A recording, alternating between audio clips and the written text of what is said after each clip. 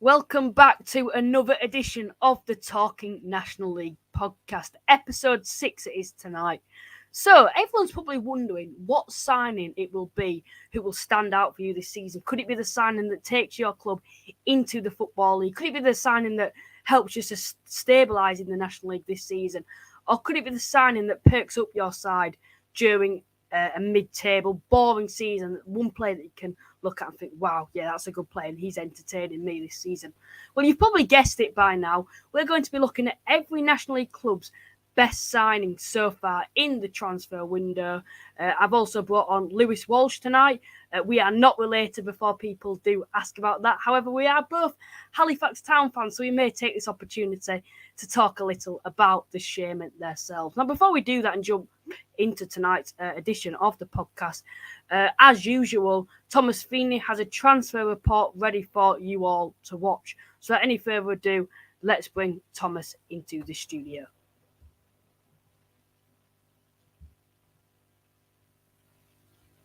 And more transfers have been confirmed during the last week. Plenty of minutes getting in for the players as well, with a lot of matches taking place. And what this is as well is a clear indication of which players maybe are being looked at for the exit door at the same time. One transfer that has been confirmed is Wrexham signing Elliot Lee, a player with a really good pedigree, someone who's played at a much higher level, and he will offer some creativity with the forward line that Wrexham have. That could be key. They have made some signings already. There is going to be at least one more for Phil Parkinson's side before the start of the season, or that is the plan at present. Looking at another team who have ambitions, and that is FC Halifax Town. And well, what I will say is when Pete Wild left, there were a lot of question marks regarding the players that would leave as well. They've been able to keep some of the key ones, and their transfer business as well has been rather impressive.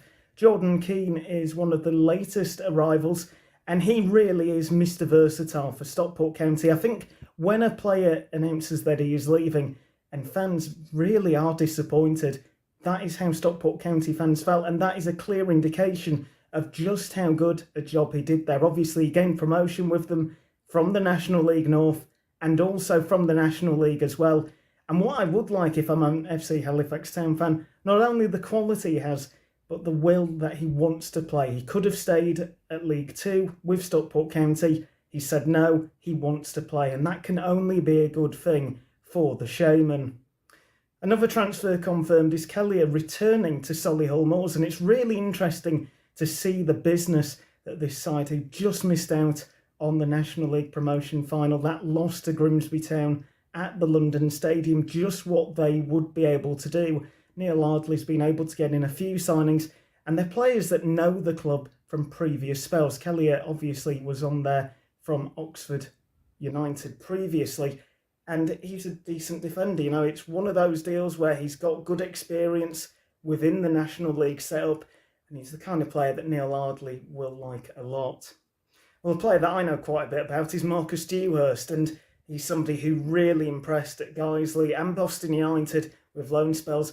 It was interesting when it was announced that he'd be a trialist for Scunthorpe United, in terms of they wanted to just see how well he could do.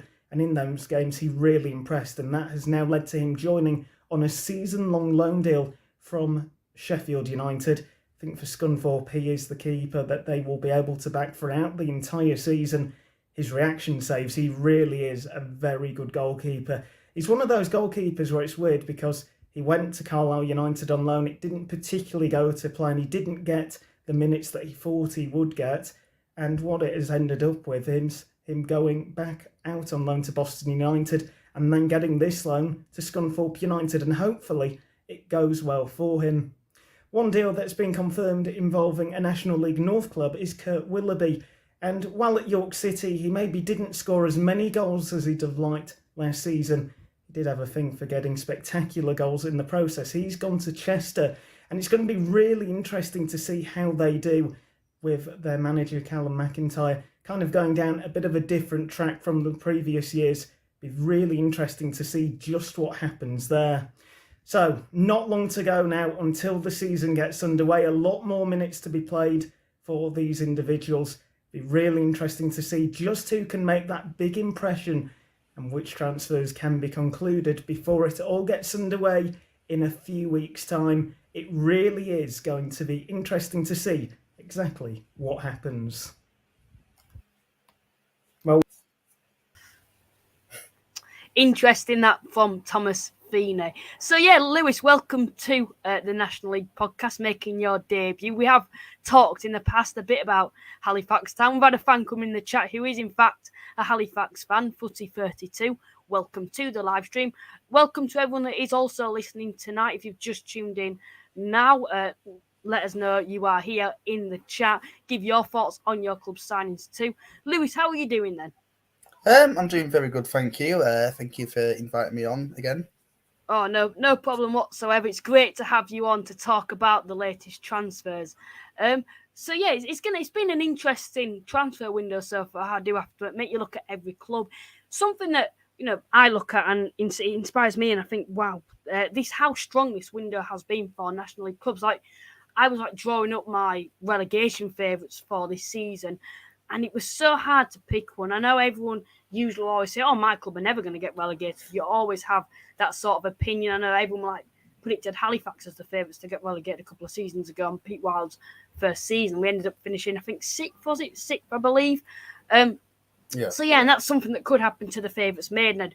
Probably not, but you never know with the National League. But yeah, every club in this division has been doing some interesting business so far. Obviously, they are still the odd clubs that, I think people are a bit disappointed with the business they are doing so far, but you'd still never think, wow, they are relegation candidates, would you? It's an interesting one, really, because I actually do have a couple of clubs in mind who I think could be relegation candidates, but at this point, it's really hard to say, because, I don't know, Maidenhead could go out and sign one of the best players in the league tomorrow. I mean, obviously that's not going to happen, but it's a sign. I think it's probably maybe a bit too early to start making predictions about how well clubs are going to do. Okay, I mean, you can maybe rule out certain clubs from winning the league, but in terms of how they'll do otherwise, it's just hard to say at the moment because, again, the transfer window is that unpredictable. So, yeah, I think I agree that it's maybe hard at the moment to make certain predictions just yet. Would you rule out Halifax for the league then? I'd probably, just because it's hard to compete in terms of the budget with sides like Wrexham. I mean, again, I don't want to rule Halifax out of maybe the playoffs or anything else just yet, but yeah, I think the league's probably one that might just be a bit too far. Mm-hmm. Yeah, hopefully I can quote you on that at the end of the season. I don't believe that you would. Oh, believe me, I want to be wrong about that, but yeah, no, I think we all do. Like, I won't predict Halifax to win the league. Just to put a note in your diary for people who are watching, 2 weeks today will be our National League predictions out. Now, is this a Woking fans coming? Token Walker fan chiming in. Is that some Cockney sort of? Is it Cockney or Essex? I can't it's get it right. Sorry, that apologies. Sort of area, sorry.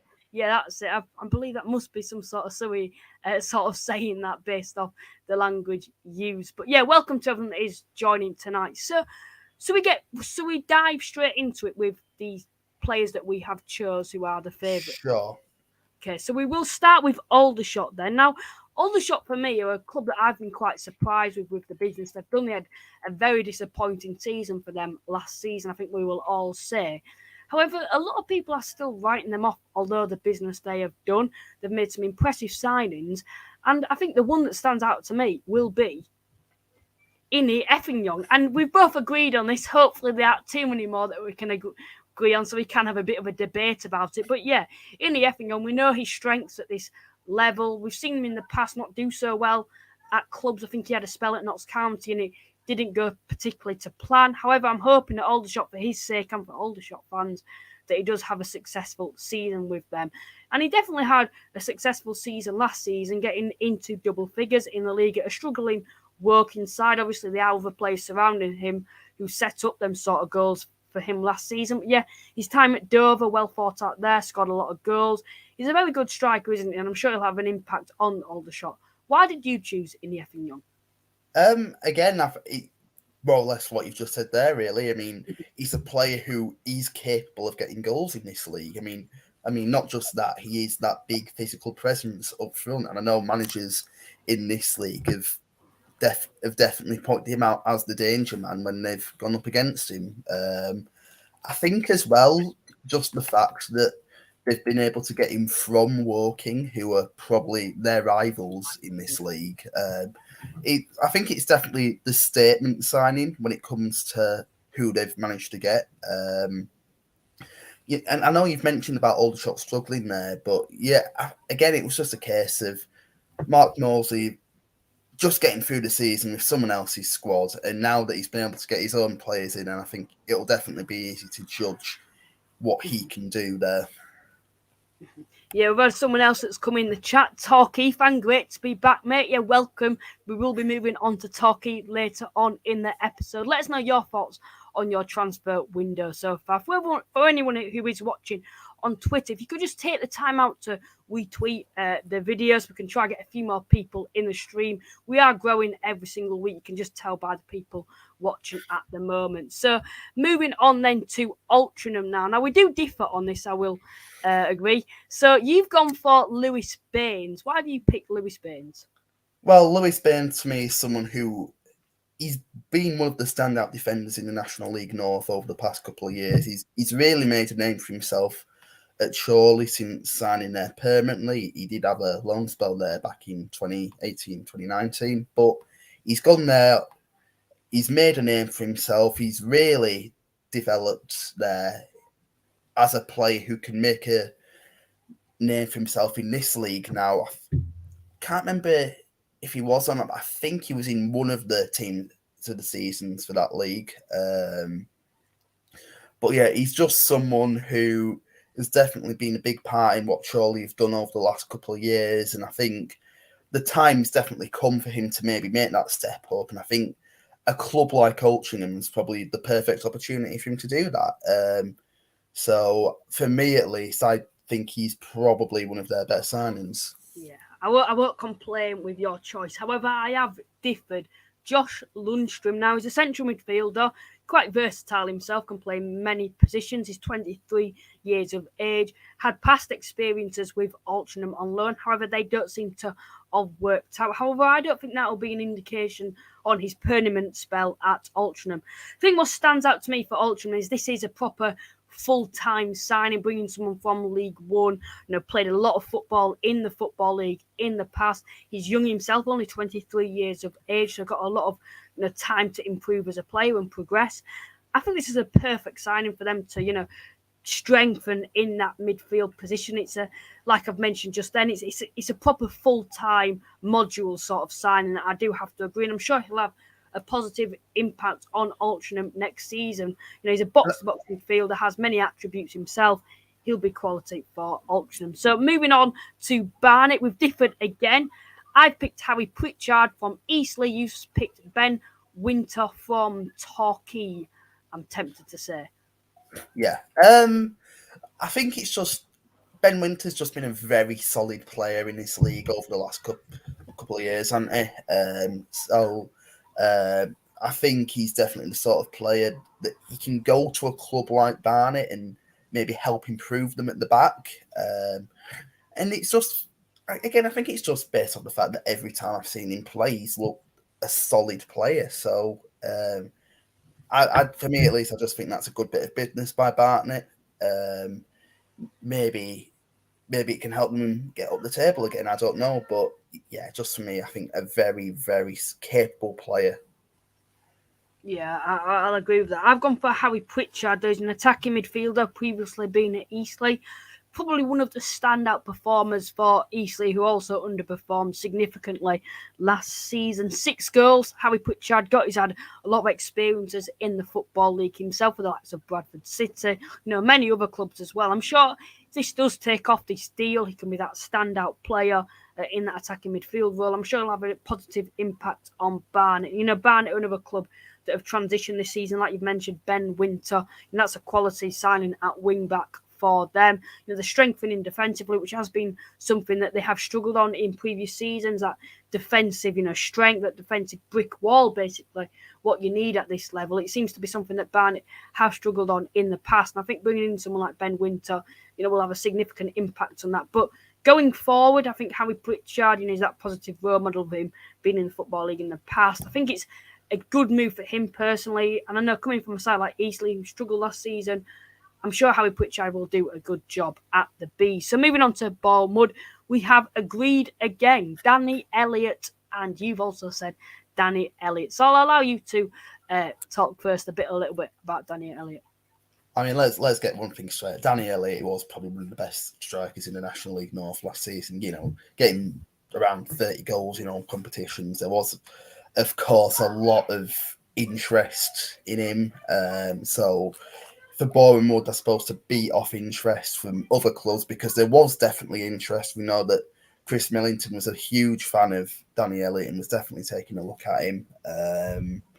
So yeah, if he can keep up his goal scoring antics that he's been able to do at Boston, then yeah, he'll definitely be one to look out for next season.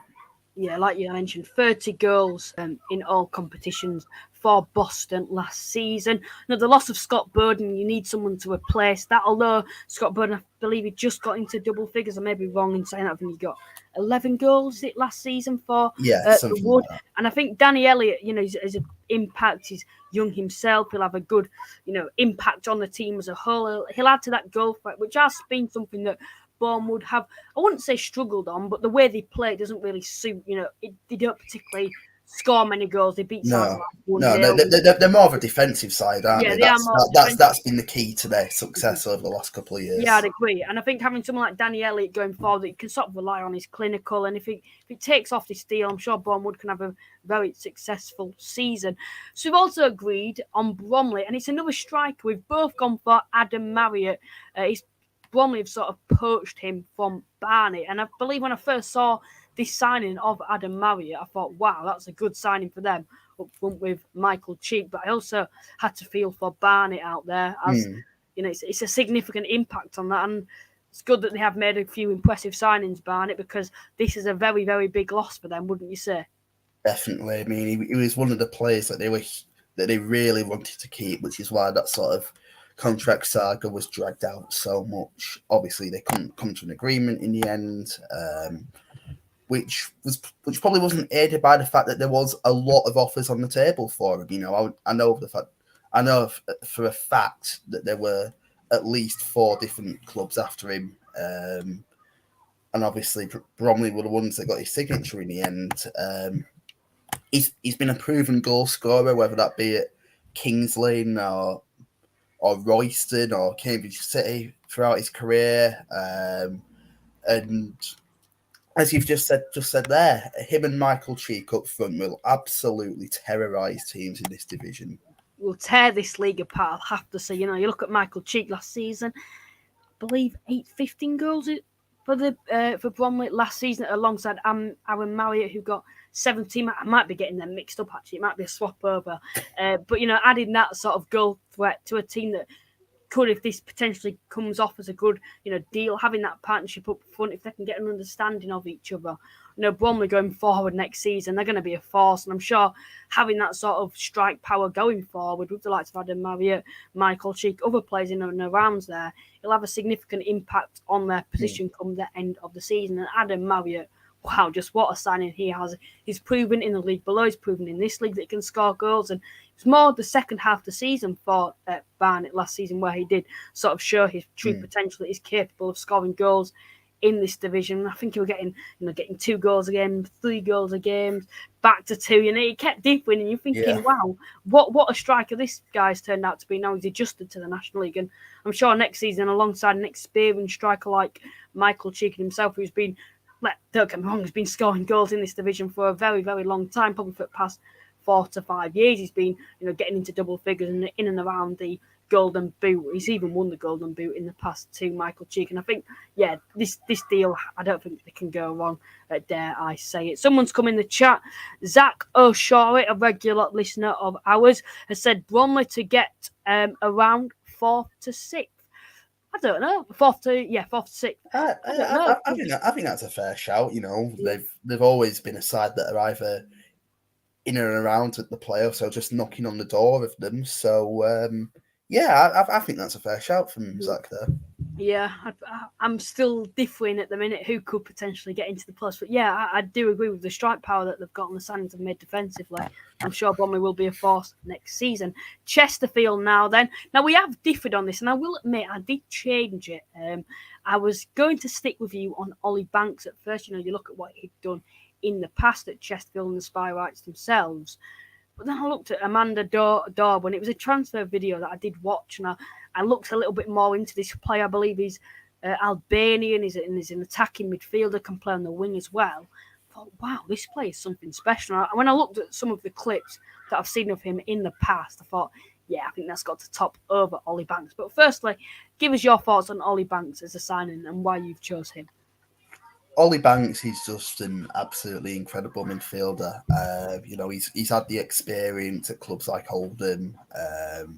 He's been obviously at Tranmere and Barrow the last season. You know, he was at Chesterfield before as well, and he had a good spell there. So I know it's a little bit of a cliche to say knowing the club can help you, but I think having someone like Ollie Banks, who's had a very successful spell at Chesterfield in the past, it's just going to aid him. So yeah, if he can add to that, I suppose, with what he's gained from playing at clubs like Tranmere and Barrow and all the success he's had there, then I think he's definitely one of those sorts of players that have maybe helped Chesterfield over the line this season. Again, you know, I know Amanda Dobra is a very good player technically, but I was just thinking that he's a little bit raw in terms that he maybe doesn't have that experience. So I just decided to go with Ollie Banks, who has that experience in the end. I think one thing about Ollie Banks is you're guaranteed, you know, a player that's going to do well. It's going to come off this deal after what he's done at the past, and you know that he'll adjust to National League. He'll do well in that midfield and strengthen for Chesterfield next season. However, Amanda Dobra, this is one that could go either way. You know, Amanda Dobra could tear this division apart. He could go far in his career, or it could be a bit of a flop. And I think you look at him in the past, he's been at Ipswich, done okay. They're not really broke into the team. He did have that season where, you know, we're getting a couple of goals in and around there. And the one that stands out to me, I've looked at some of his clips, what he can do on the ball. I also saw that Brighton offered him a deal a couple of seasons ago. And when you think of a side that are in the Premiership like Brighton, who rarely get business wrong, I will admit, Brighton, you think, wow, he could be a dangerous and a brilliant player at this level if it does come off. So yeah, I think that's a fair assumption from both of us. I can sort of see why you have said Ollie Banks. However, I think Amanda Dobra, if it does go off, you know, he's going to be a good signing. Just while we are live right now, it would be most appreciated if you could drop the podcast a like. We'll try and get 20 likes on today's video. We've been smashing it recently on the likes and subscribers total. So yeah, drop the podcast a like if you are live or afterwards. It would be most appreciated. Right. So moving back onto, we are moving on to Dagenham. Now we've both agreed on this. Nikolo Tavares, I believe how you pronounce it. Tavares, I think that's how you say it. He's come from Wealdstone, apologies. Wingback position, I believe he is. Strong signing for Dagenham, wouldn't you say? Yeah, I mean, they didn't really give us a lot of options to choose from, but I think he impressed at Wealdstone last season. They wanted to keep him, but ultimately Dagenham had more of a pull. So, if he can impress for a club like Wealdstone's position, then I'll definitely be interested, I suppose, just to see what he can do at a club like Dagenham, who are maybe going to be knocking on the door of the playoffs, whether he can handle that sort of step up in quality of the team, of the players around him. And who knows, maybe it'll give him a platform to move on even further. So definitely one to keep an eye on, I think. Yeah, I will agree with that. And it's a typical, I think, Dagenham signing, bringing a player in from one of the weaker clubs in the Division 2, Dagenham. And I'm sure it will come off this deal and be a successful deal for the Daggers. Moving on to Dorking then, a new club to the National League. We've both disagreed with this one. I think I've probably gone with the obvious one. I think you've probably looked a little bit more into this and looked a bit more in depth on what the player of Adam Mekki could have an impact on the team. So yeah, saying that, I've chosen Ryan Seeger and you've chosen Adam Mekki. Why have you chosen Adam Mekki? Well, Adam Mekki is someone who, again, he's been a bit of a journeyman in terms of the clubs he's been at, but through, I suppose, that sort of journeyman career, he's been able to get experience in this league, playing for clubs like Barnet, Dover, Tranmere when they were in this league, Bromley as well. And I think just that experience is going to be vital for a club like Dorking. It's the first ever season at this level, and you need that sort of experience to just kind of help you manage that sort of step up. And with Adam Mekki, you've got someone who knows this league, as much of a cliche that is, but he's someone who I think he just gives you that little bit of experience. Obviously, you can mesh that with some of the rawer players, which I think if they've got that right sort of mix, then they'll do okay this season. Yeah, I'll probably agree with that. But however, I think I look at Ryan Seeger. He's come from Hungerford, 27 goals for Dorking last season. You need a replacement for the striker they've just lost. He'll partner Rusherford up front. I think this could be a successful deal for them, adding to that strike power. Just depends, and I think it's the same with Rusherford as well. Can they adjust to the National League, making that step up to the National League? Will the deal come off? Will they be able to adjust, like I've mentioned, to the National League? We've seen strikers in the past, even successful strikers at this level, like Adam Marriott, didn't firstly come off to plan in the National League. They couldn't really get the shooting boots on, and it took time for them to adjust. Could that be a problem for Dorking, where we get into the latter stages of the season and they've only just started to adjust to the league and starting to get a few goals in the rounds there? However, if this deal does come off, you're getting 27 goals a season from him on the previous campaign. If you can get into double figures with Rusherford, I'm sure that will be enough to keep Dorking safe in the National League this season. I mean, it's just part. It was always between him and Mekki for me, really. I just with the fact that I think the National League South is probably maybe the weaker of out the North and the South. It's just made me think it's a little bit more of a step up in quality compared to the North. So I think just because of that, I went for the safer option in the form of Adam Mekki. I've got Yorkshire here. Yeah, Yorkshire, Barmy Army. Yeah, we'll agree with you because we're both Halifax Town fans here. Yeah, moving on then to Eastleigh.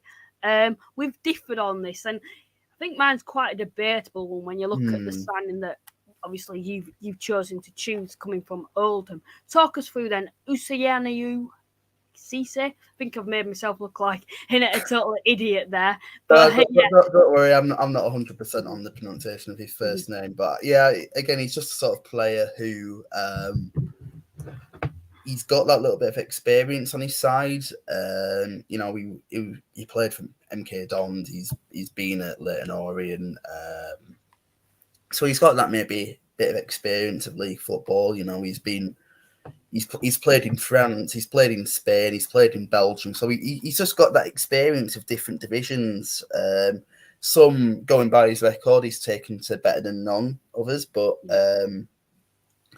he's just someone who I think he's a stable sort of signing, I'd say. And I think for that, I think he'll do all right for Eastleigh, I think. Yeah, I will agree with that. However, Tristan Abrahams, coming from Cambridge, I think he had a more or less successful campaign with Grimsby coming on loan in January last season for them, scoring 4 goals in 21 appearances. Yeah, not too good, but you think of the strikers in front of him, the likes of Manny Desaru, John McAtee, in the attacking midfield position. It was hard for him to really break into the side. A lot of those appearances were coming off from the bench. However, I think he's got something about him, and I think with regular first-team football, he did well at Newport, obviously went on loan then to likes of Carlisle and Grimsby. signed for Carlisle and went on loan to Grimsby from there where it didn't really come off. I think Eastleigh, it's an appropriate signing for them. You need a goal scorer now. You've noticed in the past couple of seasons that your previous striker, I'm trying to think of the striker's name actually, but for Eastleigh, who has been scoring in the past for Eastleigh, you're needing a new striker to sort of get you a few more goals, because that's something that they did struggle on last season. My only worry there is that Tristan Abraham is he ever really been a goal scorer anywhere? That's the thing, and that's the risk that I will agree I have taken. He's never in his career got into double figures. However, just based off what I've seen him do, I think it's about time that he starts to get. I think, to be fair, I think he did get double figures in all competitions at Newport in his first season. But yeah, it's about whether it depends how much of a chance he gets at Eastleigh. You know, maybe he's the sort of player that just needs that faith in him. So yeah, definitely. I think there's less pressure on him at Eastleigh. You think of going to a side like Grimsby, and I don't think Grimsby fans dislike him. I thought when they got to Football League, they thought, no, we don't need Tristan Abrahams. I don't think he's needed now. However, at the time it looked like a big signing, bringing someone in from the Football League. I think it's a signing where he hasn't got too much pressure on him. It's a new sort of transfer for him, a new sort of environment for him to come down to. Coming to a side like Eastleigh compared to the previous sides, in the north, like your Grimsby's, Carlisle's. I think it's a different sort. Like I mentioned, it's a different sort of environment. I'm sure without that pressure added to him, he can have an impact on the team and have an impact on Eastleigh next season. Like Eastleigh's transfer business so far, I will admit, has been pretty poor. Apart from the two that the two that we've mentioned, Tristan Abraham's been that big name sort of signing, and obviously Cece's impressed in the past at Oldham and Leyton Orient and previous clubs. Moving on to our own then, FC Halifax Town. We've agreed on this one, and I remember last night I was scratching, tearing my hair out, basically thinking, who to pick from Halifax here. There's Manny Desaru, what he did at Grimsby, the impact that he had on the team. Wow, that could be a class signing. You've even got to look at the likes of Sam Smart last season. He impressed at Eastleigh, got something to prove. I think Eastleigh fans highly rated him. However, he's had his injury problems in the past, so just depends what Sam Smart turns up at Halifax. You even look at the likes of Jamie Stott. He was one that I was thinking, twiggling my fingers, thinking, should I be choosing him? Obviously, he's come from Stockport as well. I just thought, now you need a versatile player that's a safe deal. You sort of know, as long as he doesn't get injured, that he's going to perform at Halifax. You know that it's a deal that I think safe. You think, it's guaranteed you're going to get a good player in there. It's not really a gamble. Well, I think lots of Manny Desaru could be a gamble. It's either going to go either way, isn't it? It's either going to be a prolific goal scorer for us, or it'll be a total flop, and fans will be wanting him out after the first month or so, knowing Halifax fans. But yeah, Jordan Keane he's guaranteed a good signing. He's consistent, he's versatile, can play in a number of positions. I think a perfect player to work under Chris Millington. I'll allow you to add to that. Yeah, all you have to do is just kind of look on social media to see the reaction from Stockport fans to him leaving for Halifax. He's the sort of player that you just want in any side, really. He's versatile. He gets the job done.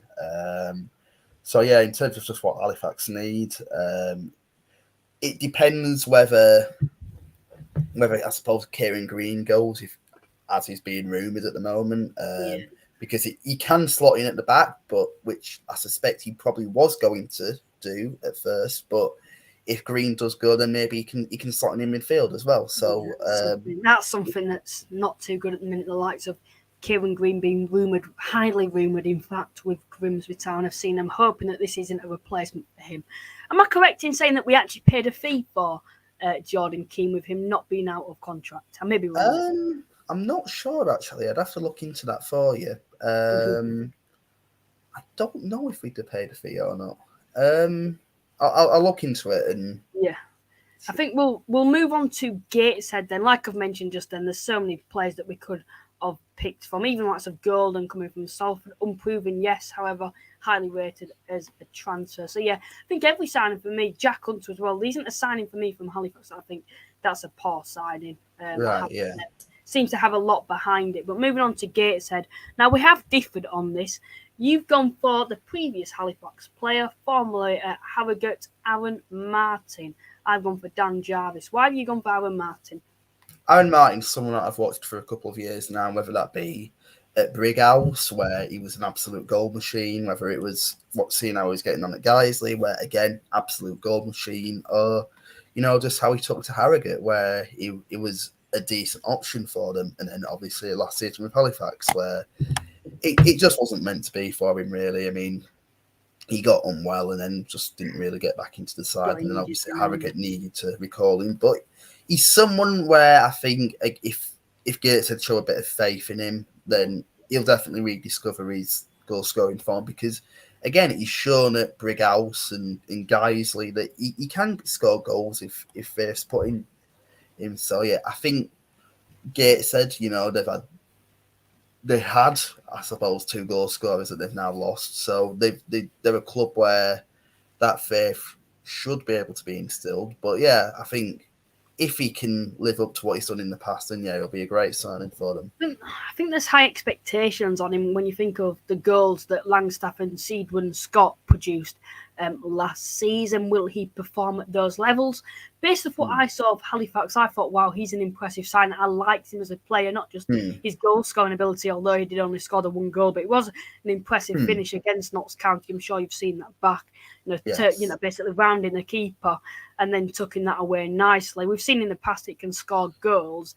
However, will he perform at Gateshead in a side that I feel personally, people will differ, will struggle next season? I am going to admit, I think Gateshead are going to struggle, and with not having the service, like he came into a good Halifax Town side last season that were performing. It was a good period when he came in. We were playing well up to standards, and going to places like Notts County, beating the likes of Dagenham away. He came in at a good period. Will he perform at Gateshead? He was a side that may not be producing that same sort of service to him that he would like, what he got at Halifax. However, I think it's a bit of a gamble. I think he's a good striker, but I think I look at someone like Dan Jarvis, and I will come on to that now, my choice. Coming from Wrexham, Wrexham fans rated him highly. However, ever since that, the transfer takeover with Ryan Reynolds, etc. I think I've mentioned that transfer takeover in every single podcast now. Sorry for other fans of non-league, but yeah, bringing in someone like Dan Jarvis, you thought as soon as that takeover happened, he was never going to really get good game time in the team. When you think of the players surrounding him, the likes of Paul Mullin, even likes of John Davis, who's come through the ranks in the past couple of seasons, Ollie Palmer, there's too many players for him to have a sniff in that Wrexham side. And I think Wrexham fans were sad to see him go. I'll probably say, I'm sure Wrexham fans, if you are in the chat, you would probably agree with just based on what he's done in the past. He's a good striker at this level, previously been at Stoke as a youngster as well. Midfielder, at this level. Yeah, I was going to say, he's not a striker, is it? Yeah, previously been at Stoke in the past. He's a good player. Has that sort of special something about him. He's not in a game, you're 0-0, you're needing someone to come up and turn up, and he'll go and score you a free kick or score you a volley or something like that. He's that special something about him, and I think at Gateshead he could be that standout signing for him next season. He's an entertainer, Dan Jarvis. He can score goals, he can set up goals, he can do everything going forward, and I'm sure he will be a successful striker. I keep repeating it. Midfielder next season for Gateshead. But yeah, moving on to Maidenhead now. I've gone for Kobe Arthur, previously been at Dover. You've gone for Sam Beckwith. I don't even know who he is, to be honest. Okay, it was between Colby Arthur and Sam Beckwith for me, to be honest. But the reason I've gone with Sam Beckwith is just because they had him on loan last season from Luton. They've got him permanently now. And I think for a side like Maidenhead, where they're probably going to be maybe just fighting to stay up, that sort of... or maybe they might finish mid-table, I don't know. But yeah, either way, just having that sort of consistency, I suppose, is key for a side like that. So I think being able to keep a player like that, who you've had on loan, it's obviously impressed if they've gone back in for him. So being able to keep someone like that, I think it's good news for them. So yeah, I just think he'll probably prove to be one of the better signings. Yeah, Kobe Arthur coming from Dover. He was probably one of the standout players at Dover last season. Although they struggled, they had no hope, did the Dover. But there were a few players in and around Dover who, been snapped up by National League clubs. And Kobe Arthur, good midfielder for them, one of the standout performers last season. I liked him as a player. When I saw him in that midfield, I thought he was that standout player. That's someone who, could get Dover out of a sticky patch, which, to be honest, was the majority of the time last season. Lionel Messi could not have gotten Dover out of that. No, I will agree with that. And probably having Messi and Ronaldo in the team, you might not have got out of that, to be honest. But yeah, no disrespect to Dover intended there. But yeah, Kobe Arthur, he's a good midfielder at this level. Proved last season in probably a better side in Maidenhead. Obviously, a side that we know will probably struggle this season. But it's a better side than that Dover side last season, getting a bit more time on the ball. Still probably expected to be one of the standout players in that Maidenhead side. I'm sure he'll be successful at Maidenhead and hopefully progress with Maidenhead and himself later on in his career. So yeah, we've had someone come in the chat, another Halifax fan. I think he's replying to the York fan, to be honest, saying Christian Barmiami. Yeah, keep that fan banter going in the chat if you would like to. Yeah, moving on to Maidstone. Then we've both agreed. James Alabe from Bromley, I think it is. Yeah, Bromley he's come from. Give your thoughts on that. Yeah, I mean, he's not necessarily a goal scorer, but he's the sort of player who, again, knows this league, which is probably what you need for a newly promoted side. He has had spells in the past where he has scored goals. He scored goals at Chester, but he's not really discovered that form elsewhere. So I think maybe a side like Maidstone, where the expectations are going to be a little bit lower. That's maybe just what he needs, really, rather than being thrown in at the deep end at a side like Tranmere or Leyton Orient or Bromley, where he did score goals, but you're never going to be able to compete with the likes of Michael Cheek up front in terms of places. But so yeah, like I said, maybe a club like Maidstone, where, like I said, the expectations aren't going to be as high, is just what he needs. Yeah, I'll agree with that. And I think when you think of Bromley last season, he did pretty well. One of a decent player for Bromley. I think he plays on that sort of wing attacking midfield sort of position. I think most attacking midfielders can also play on the wing. But yeah, he's a good midfielder, has something about him, can take players on. I think it is that, like you mentioned, that standout player that Maidstone will need going forward next season. Moving on to Notts County. Now, I'm very surprised with this, Lewis, your choice, but I can see why. But I've said Macaulay Langstaff, which is probably the obvious choice. You said Sedwin Scott. Sedwin Scott, yeah. Sedwin Scott. Yeah, both come from Gateshead, that prolific strike force last season for Gateshead in the National League North. Could I ask why you've chose Sedwin Scott over Macaulay Langstaff? I mean, it was always going to be a choice between those two, wasn't it? Both prolific goals. I don't know. To be honest, I was debating that ex-Kidderminster player, but I thought, yeah, it's got to be. No, like I said, I think they're just both as prolific as each other, but I do think that Sedwin Scott probably does have the potential to go further, maybe. He's shown elsewhere that when he's had faith put into him, that he can score goals, he can handle the step up, such as when he went from Hebburn to Gateshead. I mean, okay, at Carlisle, maybe it's too much of a step up, but at the same time, you can argue whether he had enough faith put into him there. But he dropped that back down to Gateshead, scored goals for fun, and I think if he can handle, he's the sort of player who I think will be able to handle that one league step up better. I mean, don't get me wrong, I think Langstaff will be able to handle it himself as well, but which will probably be helped by the fact he's got Sedwin Scott up front with him again. But I don't know, I just think Sedwin Scott's the sort of player where in a year or two time, if he impresses, then they can maybe sell him for a big fee. Yeah, I'll agree with you on that. But I think Macaulay Langstaff, he scored 28 goals last season. I think he scored more than Sedwin Scott. I might be wrong. He did, yeah. But again, I just think that Sedwin Scott doesn't really look too much into that. But when you look at the past and what he's done in the past, he's only ever got into double digits once in the 2018-19 season. So, he's a one-season wonder for Gateshead, or will he impress at Notts County? And I think what we've got to remember is Notts County, it's not just all about the strike. You look at Carl Wootton last season, everyone were praising him. The players surrounding these lads going forward, I think any two strikers, and especially these two, would do well in this Notts County side. You look at the players, Ruben Rodriguez, if he stays, Carl Roberts, even likes of Palmer in the midfield who can supply going forward. There's so many players for Notts County. Cairo Mitchell, there's so many players for Notts County that can perform and bring these players into play and set these players up. And as long as these strikers are clinical, or even one of them, if one of these signings only comes off, and let's say Macaulay Langstaff's the one who impresses, and Sedwin Scott sort of a bit of a it's not really worked out, has it? Or alternatively, with Sedwin Scott doing well and Macaulay Langstaff not, you're still guaranteed you're going to get a lot of goals, and overall it's a successful bit of business, this bringing both of these players in. So I think these two strikers, if they don't both get into double digits next season, I would be amazed with the players that they've got surrounding them. Notts County. I think someone else has come in the chat now. Notts County fan, that's quite convenient considering we are on the topic of Notts County. He's started with this, in fact. Langstaff and Scott, both good signings. Also, Austin from Kiddie looks a good addition to you. That's the one that I was looking at. I remember. He did make a good point in his last comment, though, about how you can't start all of these star players that they've got in these attacking positions. If you just want to look back at his comment on that. Yeah, I will do. Yeah, I'll add that now. But there you go. That's what I mean. Yeah. I mean, you've got so many good players, so it's a case of who misses out. Mm-hmm.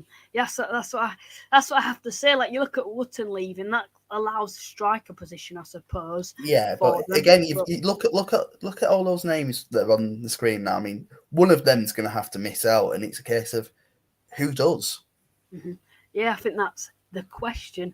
I'll have to admit, but I think you look at the signings that they've made, like you've mentioned, Austin in that midfield. Is he going to really break into the side this season? I think they are going to be players that don't break into the side when you look at it. They also signed another player from Kidderminster as well. Was it Bijou? I can't pronounce that. I'm not going to try to. Let me get the list up. Yeah, he's a good. I know what they're trying to do. Notts County, it seems to be they're bringing like duos. Are you thinking of Badger Army? Badger Army, yeah, that's the one. I mean, again, he's a solid player. I mean, we both saw it when Halifax played Kidderminster last season, how effective he can be at the back. So it'll be a great sign for them, I think. Yeah, I think so. And I think with other centre halves like Cal Cameron besides him, I think they will do well next season at Notts County. Moving on then to, are we on Oldham now? I think we are. We are on Oldham, yeah. Oldham. So we've gone with the two former ex-Halifax fans. I think the saying is, wherever one goes, the other one follows him. Yeah. I think I worked it out when Maynard signed it. They've been together at 4 clubs now. So they've been together at Tranmere, they've been together at Salford, they've been together at Stockport, and now they're together at Oldham. So it's football's greatest love story in a way. But with Maynard, I think he's the sort of player that you can trust at this level. I think he's always been at clubs at the right end of the table, whether that be with Halifax, Tranmere, Salford, or Stockport, Solihull as well when he was on loan there. So he's the sort of player who I think you can sort of look to complement a strong side in this league. And if that's what Oldham are obviously looking to achieve, then I think he's the sort of player that, again, you can just trust in that midfield role, or maybe even at the back, as he quite often played for Solihull last season. Yeah, still remember that penalty miss he did for Salford a couple of seasons ago. I think Halifax fans don't particularly like Lewis Maynard due to his moves previously all been due to money, the financial side of football. But I've chosen Liam Hogan. Both obviously come from Stockport. Lewis Maynard didn't really spend too much time with Stockport last season, going on loan to Solihull. Liam Hogan, when I look at him, you guaranteed a good centre half. Both players are, sort of getting on a little bit now into the late 20s, early 30s. Liam Hogan, a centre half, though, captain Stockport County to the National League title last season. If he has a good centre half alongside him, he will do very well. I suppose he will probably be Oldham's captain heading into next season. He'll also have a very good impact on Oldham off the field too. He's a positive role model. He knows what this division is about. He's been here in this division for a very long time now. Had a lot of experience with the likes of Halifax, Stockport. I can't see this signing not being a good signing. So we'll move on to Scunthorpe now. We've both gone. Well, I've gone for Andrew Boyce, and you've gone for Marcus Dewhurst. Why have you gone for Marcus Dewhurst? So I think even if you ask any Scunthorpe fan, they'll probably tell you that they're probably not going to do too well next season.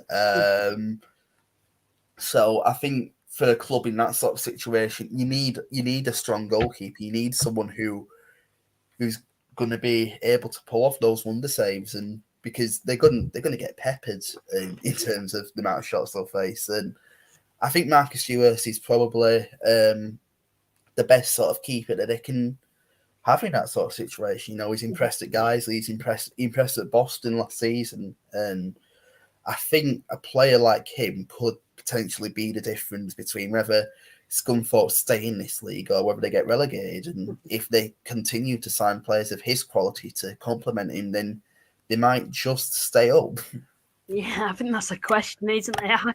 I was looking at like other clubs' big transfer business, and a couple of weeks ago I was putting Scunthorpe in that relegation zone.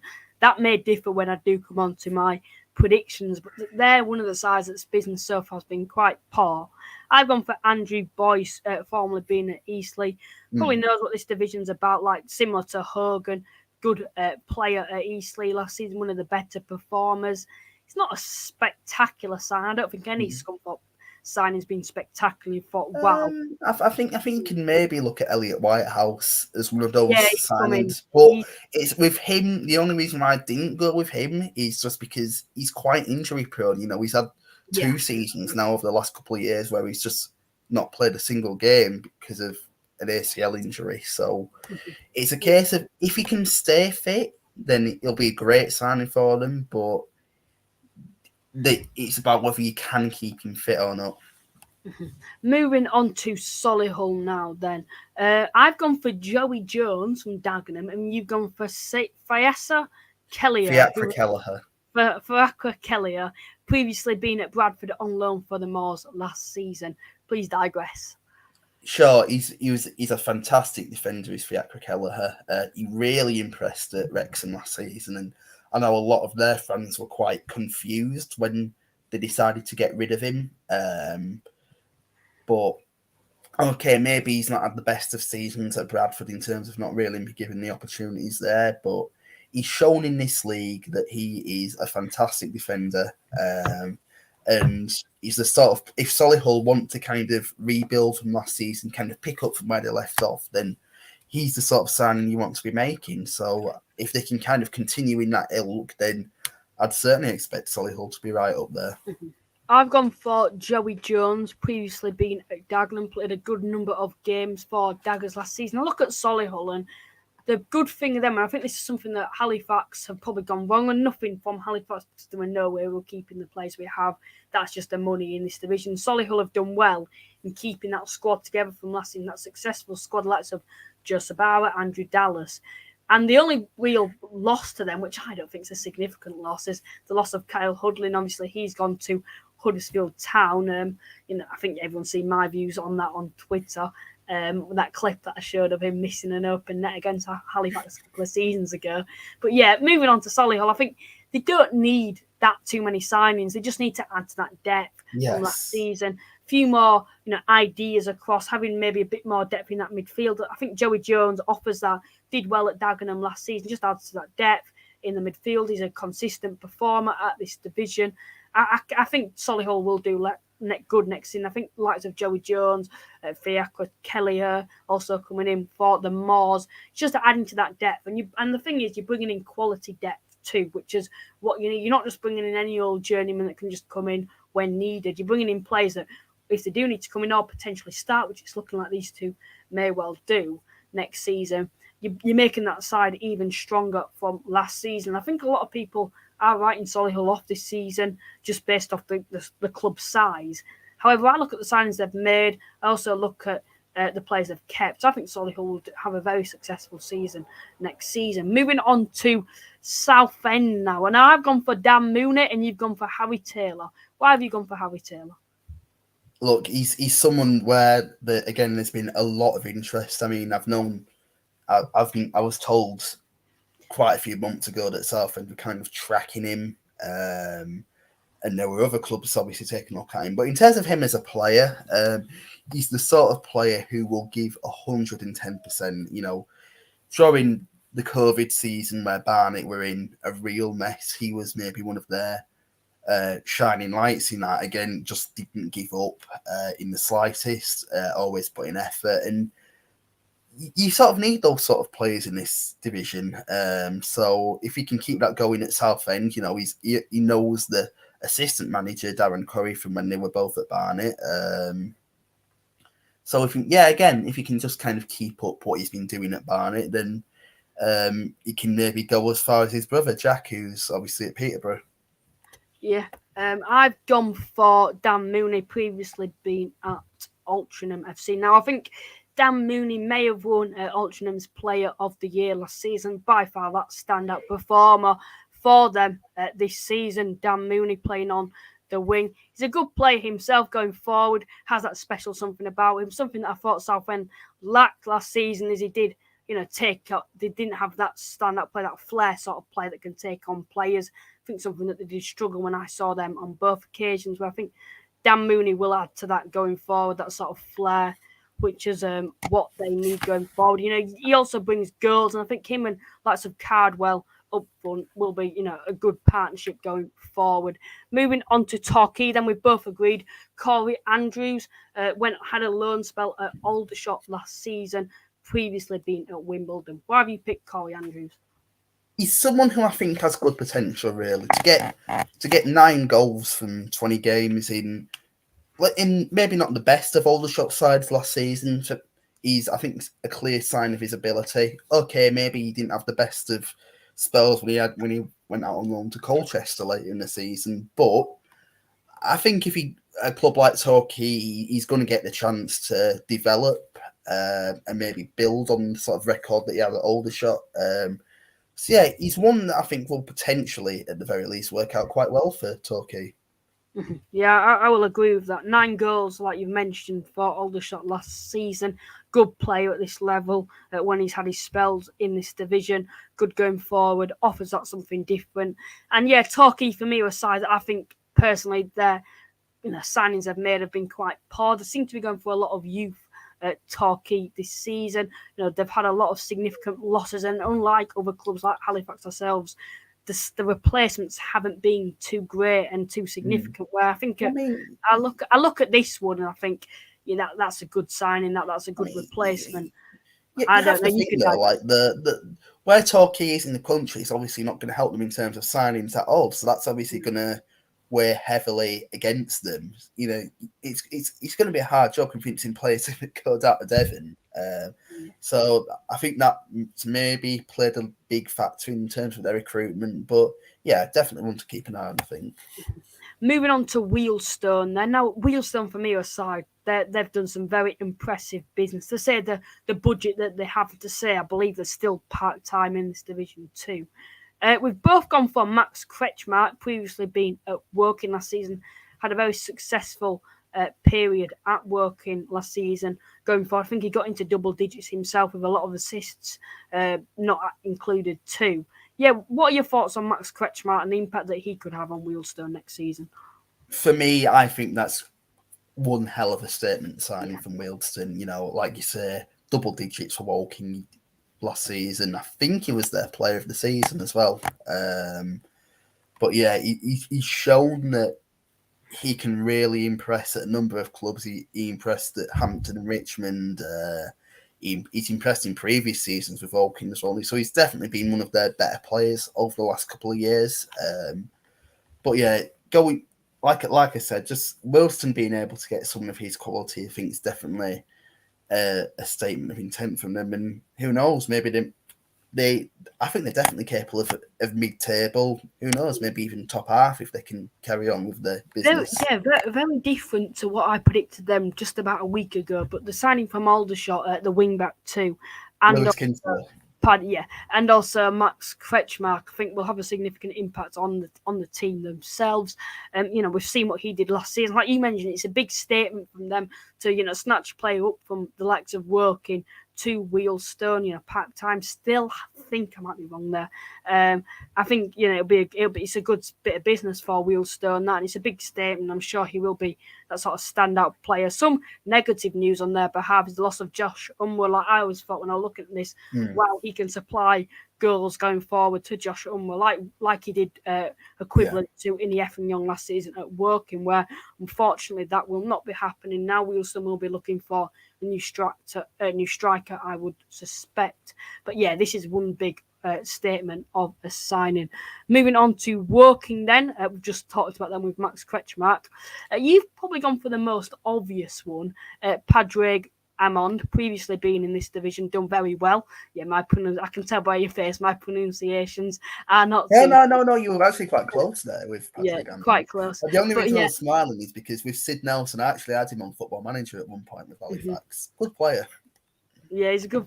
I'll allow you to talk a bit about I'm not going to pronounce it. Amond. Padraig Amond. Yeah.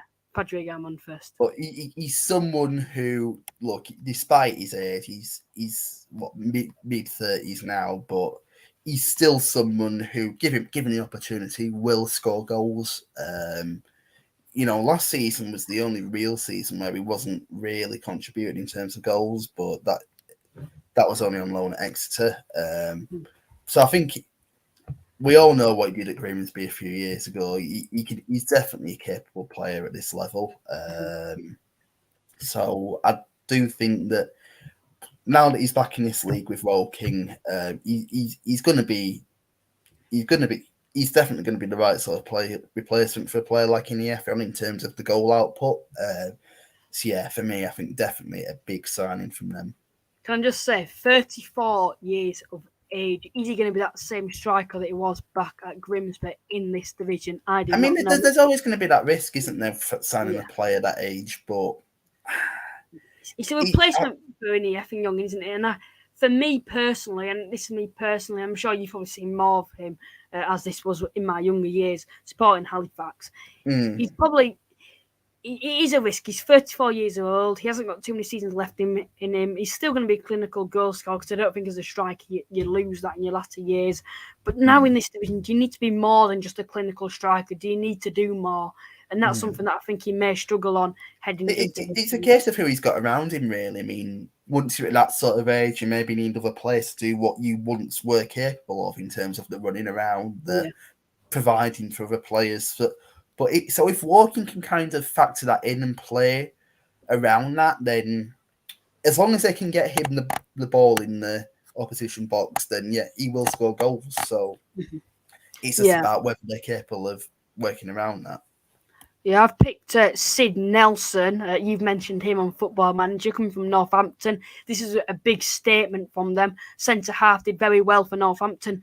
Previously had experience in the Championship, making 14 appearances a couple of seasons ago. It's a big statement from Woking to bring a player like this down to the National League.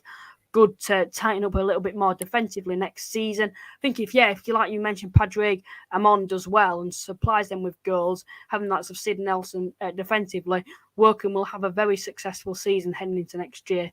Moving on to Wrexham then. Now, we've both gone for the obvious one.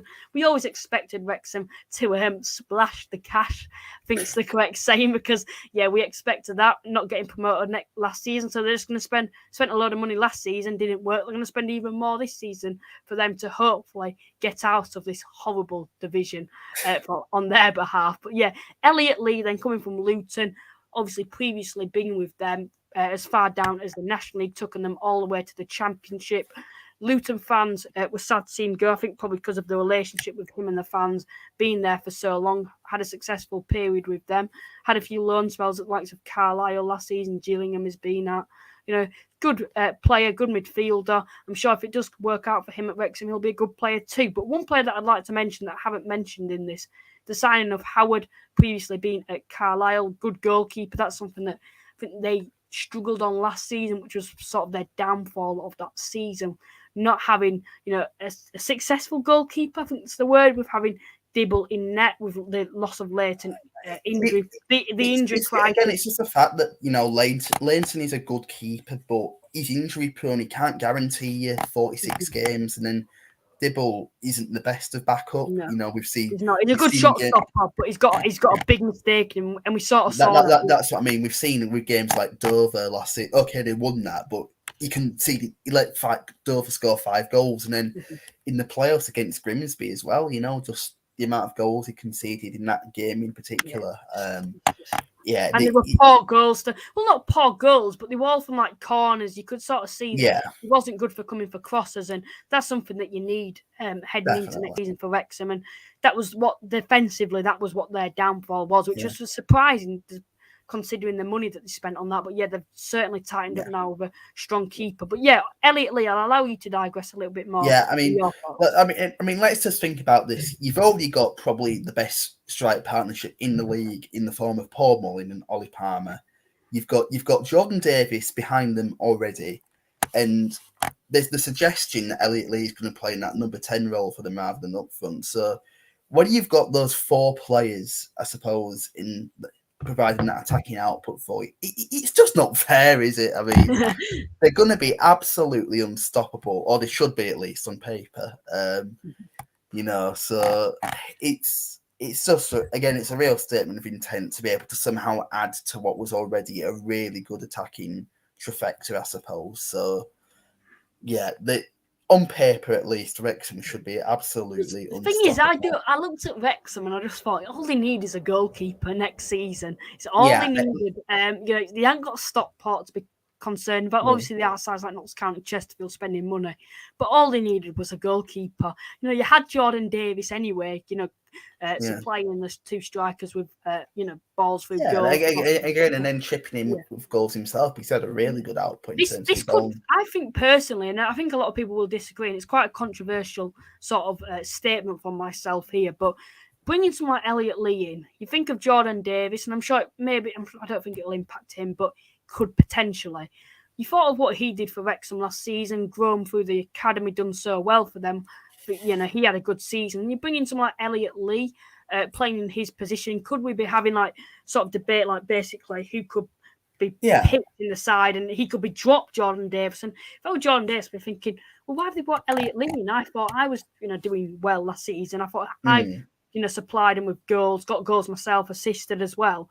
Why do they need to bring in someone like Elliot Lee? Was I not performing well enough? And that's something that could play on his mind. I'm sure it won't be, but Wrexham side for me that. Well, I mean, with the money he'll be on, I'm sure he'd be happy just to sit on the bench for a season. Yeah, probably. But I do get what you're saying there. But yeah, Phil Parkinson, I do think he does get it wrong at times, and I'm not saying he's got it wrong here, but. Yeah, it's make or break for him this season, really. I mean, it's understandable maybe not getting out of this league at the first opportunity, given he had Stockport. Well, we saw Stockport, didn't we? The first season with the financial takeover, and it was just, getting stabilised in the club. And second season, it were more, splash the cash. And I think Wrexham tried splashing the cash twice. And this season, first season, you've been let off there, coming second and being a little unfortunate in the playoffs. But now they've got now that they've not really got another big money side to compete with, you're going up against pure footballing sides this season, So they've got to be winning the league for me, I think. Forsy's come on and said, horrible league to be in the National League. Yeah, I think we can all agree with that, Forsy. Moving on to Yeovil then. Now, we've differed with this one. And one that I looked at, and I remember when you sent me across your, sort of decisions on who you'd pick. Jamie Record, why did you choose him? I think he's a stable, if unspectacular sort of player, really. But I think that's going to be what suits Yeovil at the moment. There's a bit of disarray with the owner there. They've just lost their manager to Woking. So I think it's just it's a little bit of a clear idea of how Yeovil are probably going to do this season. They might just sort of be that sort of mid-table, maybe top half sort of side. And I think Jamie Record's just sort of that sort of stable player at the back who can maybe play a part in that for me. He's got a big mistake in him though, Jamie Record. It's not a spectacular side. Like, he didn't prove himself enough to stay in that Wrexham side after the takeover, and he didn't improve enough. But he's still a stable. He's still a stable player. If you're wanting to, go progress as a club next season, try get into the playoffs, which is something they're wanting to under Chris Hargreaves. Is this a signing good enough for them? Again, I don't know if that's going to be their sort of goal. I think it's more just going to be stability because, like I said, there's problems with the owner there. So I think it's probably just a case of staying stable as a club until they can maybe find a new owner. I think that's probably going to be more of their goal next season. Well, I look at Malachi Linton coming from Wycombe Wanderers, a youngster himself, started out at Slough Town, I believe it is. Slough. He started at and then he made his way into the Football League with Wycombe. Didn't particularly break through the side. Very young, I'd like to say, 21 years of age. Went on loan last season to Kings Lynn, did pretty impressive there, scoring 8 goals. He's young, he's 21, can play in a number of positions going forward, striker, midfield, wing. He can do basically any position. In a better side, which Yeovil are a better side than Kings Lynn this season, he will be a good sign. I'm sure he will be that sort of standout player for them next season, that player that sort of entertains people. And I think, this will be a good signing for Yeovil. And I'm sure it will come off where I look at someone like Jamie Record, and I think, it's a wing back. It's a position to fill, I would probably say, next season. But you've got to look at Yeovil, the likes of Knowles still with the side, Linton, other signings as well that they've made. I think Linton will be a very impressive signing for Yeovil next season. Now, finally, he's an absolute pace machine as well, isn't he? So that's obviously I can imagine Yeovil being quite a tricky side to play against if they can sort of play to that strength of his. The side for me that I think will struggle next season, however, this signing, the Linton signing for me, might just put them up a few places in my predictions. York, then. This one, to be honest, I agree with both of them. I just thought I'd be different, both coming from Chesterfield. You've gone Alex Whittle. I've gone Fraser Kerr. Both consistent performers at this division for Chesterfield. Fraser Kerr, centre-half for Chesterfield. Alex Whittle, a wing-back. Quite surprising for me that Chesterfield let these two go. But with new additions, I think they were trying something different and thought it was their time for them to leave the club and inspire their futures at York City. So starting with you then, why have you chose Alex Whittle? I mean, I'll just agree with what you said first. I think they're both players that would get into most sides in this league easily. Whittle in particular, there was a lot of surprise. I think even on Chesterfield side of things that he'd left. I think a lot of their fans weren't expecting him to go, given he was one of their better performers last season. So I think, again, players like him and Fraser Kerr, they're both statement signings, I think. They're both signings that show what York are capable of doing next season. Signings of intent. It's a statement of intent, I have to say. You look at it's just about whether they can reproduce how well they're performing at Chesterfield at a side like York. Yeah, and I think they will. I think it's going to strengthen defensively. And for me personally, when I look at the past, when two players leave a club and go to another club like York with Fraser Kerr and Alex Whittle, you've got a strong defensive partnership there, both playing on that sort of right-hand side, that Fraser Kerr right-hand side defensively, Alex Whittle also. And I can't see these two signings going wrong next season. I think York, especially defensively, will be very strong next season, especially with other aspects of signings like Gus Mafuta coming in from Boreham Wood too. I'm sure they will be, have a successful season. You look at the players that they're linked with as well. They're linked with Sam Minihan at Stockport. So I think they're definitely going big on with him and all, aren't we? I think. Yeah, so they're definitely wanting to go big on stabilising themselves at the back, I think. Yeah, and I'm sure that's something that they will do. And I think a lot of people have different opinions on how York will do. I predict them top half table. Other people may say playoffs, but I think the signs they've made just aren't enough for playoffs. However, after this season, as soon as they've stabilised this division, following season, I think they will do very well. That more or less concludes all 24 teams. Some people in the chat and also on social media put their opinions on their best signing of the window.